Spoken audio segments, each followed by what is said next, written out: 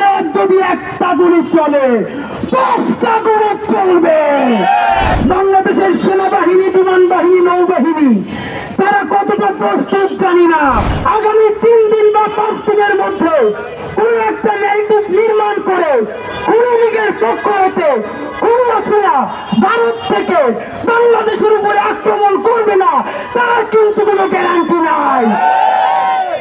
আপনাদেরকে জানাতে চাই, বাংলাদেশের সেনাবাহিনী, বিমান বাহিনী, নৌবাহিনী তারা কতটা প্রস্তুত জানি না।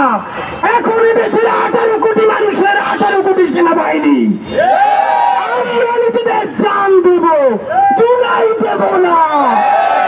বন্ধুরা আমার, আপনাদেরকে জানাতে চাই, ছোটবেলা থেকে শেখানো হয়েছে 3 পাশে ভারত, 1 পাশে বঙ্গোপসাগর, ডুবে মরা ছাড়া আমাদের নাকি গতি নাই। আমরা আপনাদেরকে জানাতে চাই, 18 কোটি মানুষ নিয়ে আমরা এবার বঙ্গোপসাগরে নামবো ইনশাআল্লাহ। এই বঙ্গোপসাগর থেকে সমুদ্র সেচে আমরা ইন্দোনেশিয়া যাব, মালয়েশিয়া যাব, শ্রীলঙ্কা যাব, মালদ্বীপ যাব। এই সমুদ্র থেকে আমরা সারা বিশ্বকে সংযুক্ত করবে ইনশাআল্লাহ। এই সমুদ্র আমাদের দুর্বলতা নয়, এই সমুদ্র আমাদের শক্তি। ভারতকে বলতে চাই, যদি প্রভুত্ব বাদ দিয়া, যদি দাদাগিরি বাদ দিয়া প্রতিবেশী হতে চাও, গণহত্যার জন্য তওবা করো, জুলাইকে স্বীকৃতি দাও, স্বাধীনতা সার্বভৌমত্বকে সম্মান করো। আমরা তোমাদের 7 সিস্টার্স এর পরিবহনের ব্যবস্থা করবে ইনশাআল্লাহ। আর যদি দাদাগিরি করো, যদি প্রভুগিরি করো, যদি বাংলাদেশের স্বাধীনতা সার্বভৌমত্ব নিয়ে আগের মতন ষড়যন্ত্র করো, মনে রেখো বাংলাদেশ কিন্তু এই বিশ্বে আর একা না। বাংলাদেশে যদি একটা গুলি চলে 10টা গুলি চলবে।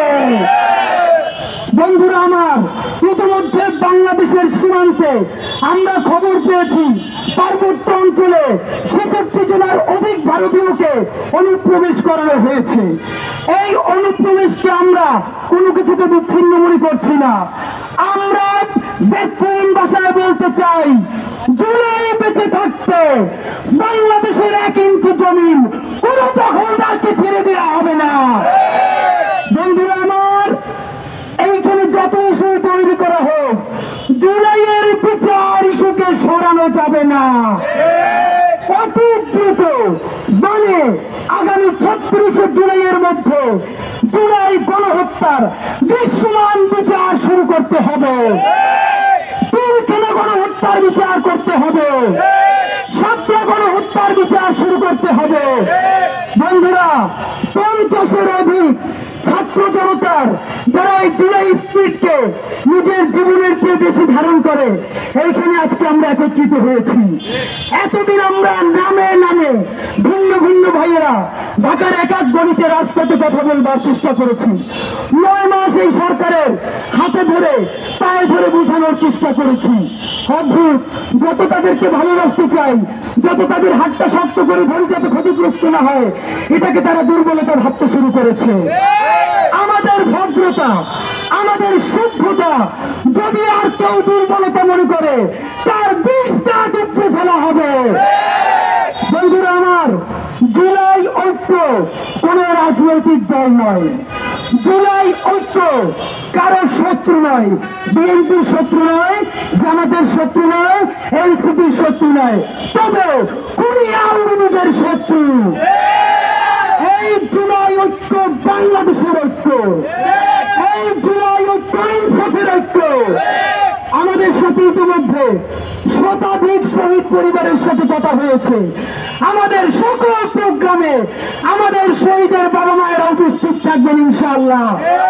আমাদের আজকে এখানে অনেক জুলাই যোদ্ধা আছেন যাদের এক চোখ অন্ধ হয়ে গেছে, পায়ে একটা আর্টিফিশিয়াল পা লাগানো চুরিতরে বন্ধু হয়ে গেছে।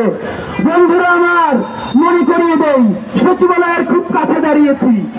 আগামী 36 জুলাইয়ের মধ্যে খুনি গণহত্যাকারী আওয়ামী লীগকে যদি নিষিদ্ধের স্পষ্ট কোন সিদ্ধান্ত সরকার শুরু না করে, গণহত্যার দৃশ্যমান বিচার না করে, 36 জুলাই হাজারো হাজারো জুলাই জনতা, শহীদ পরিবার, আহত ভাই বোনদেরকে নিয়ে সচিবালয় ঘেরাও দেওয়া হবে।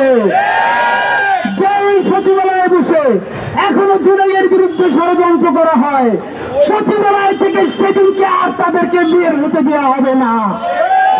একমাত্র বের করতে পারবে তাদের বাপ স্বৈরাচারী আপাকাম মা কুড়িয়া ফিরে যদি দেশে আসে আর জেলে যায়, তবেই তাদেরকে বের করা সম্ভব হবে। জুলাই ঐক্যের পক্ষ থেকে আমি আপনাদেরকে জানাতে চাই, কসম করছি আল্লাহর, আমাদের জান এই জমিনের উপরে থাকে, জুলাইয়ের শহীদদের রক্ত নিয়ে আর কাউকে টেন্ডারবাজি করতে দেওয়া হবে না, আর কাউকে গাদ্দারি করতে দেওয়া হবে না।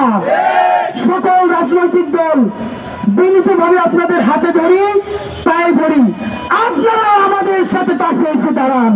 বাবারা, আমরা আপনাদের সন্তান, শত্রুরা, গণহত্যায় সবাই মরব, মরার আগে আওয়ামী লীগকে মাইরা মরতে চাই। বাংলাদেশ জিন্দাবাদ, ইনকিলাব জিন্দাবাদ। ভাইয়া হ্যালো, এই যে ভাইয়ারা